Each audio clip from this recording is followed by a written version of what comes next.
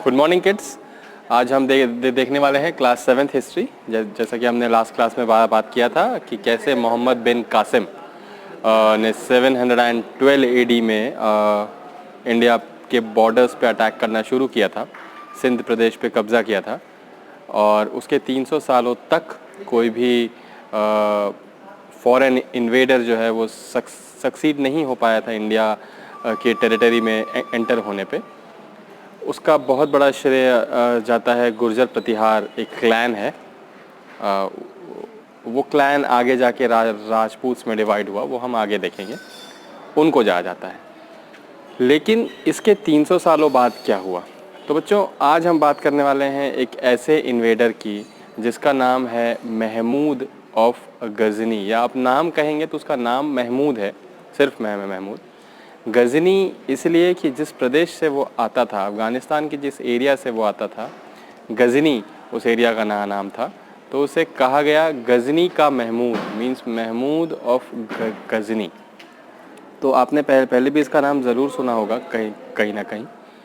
इसने इंडिया पे 17 times attack किया, 17 टाइम्स इसने इंडिया पे अटैक किया अलग अलग एरिया में। और इसका जो मेन टारगेट होता था उस समय में, या जो मुख्य टारगेट होता था, वो था गुजरात का सोमनाथ टेम्पल।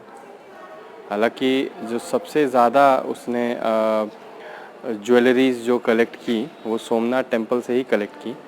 अफ़गानिस्तान से ये अपनी सेना लेके आता था, अपने सिपाहियों को लेके आता था, और बहुत से सिपाही ये इंडिया में भी भर्ती करता था, इंडिया में भी वो सिपाहियों को लेता था। जिस अफ़गानिस्तान से होते हुए ये पंजाब के थ्रू नीचे आता था, और वहाँ से भी लोकल कई सारे सिपाही जो है उसको ज्वाइन करते थे। यहाँ से वो बहुत सा ख़जाना, बहुत से लोगों को ग़ुलाम बना के, बहुत सारे जानवरों को यहाँ से अफ़गानिस्तान ले जाता था, गजनी ले जाता था। और इस अटैक, मतलब एक के बाद एक अटैक सक्सीड होने से उसका हौसला और बढ़ता गया और वो लगातार हमला करता गया।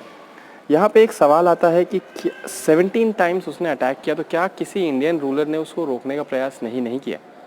तो जवाब है, रोकने का प्रयास ज़रूर किया, लेकिन उस ज़माने में कोई एक ऐसा बड़ा राजा नहीं था जो पूरे एक बड़े एरिया को कंबाइन करके रख सके।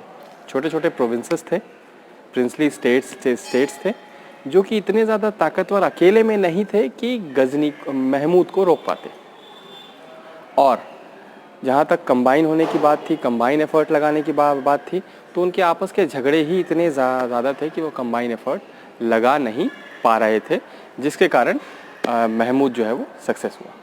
तो बच्चों आज हमने बात की महमूद ऑफ गजनी पे। आज हम ये टॉपिक यहीं समाप्त करेंगे। मैं चाहता हूँ कि आप इसका नोट्स बना लें, और इससे रिलेटेड कोई भी डाउट्स आप हमारे इसी वीडियो के कमेंट सेक्शन में जाके पूछ सकते हैं, या फिर मुझे पर्सनल व्हाट्सएप पे आप सवाल कर सकते हैं, जवाब आपको वहाँ दिया जाएगा। तो आज के लिए इतना ही।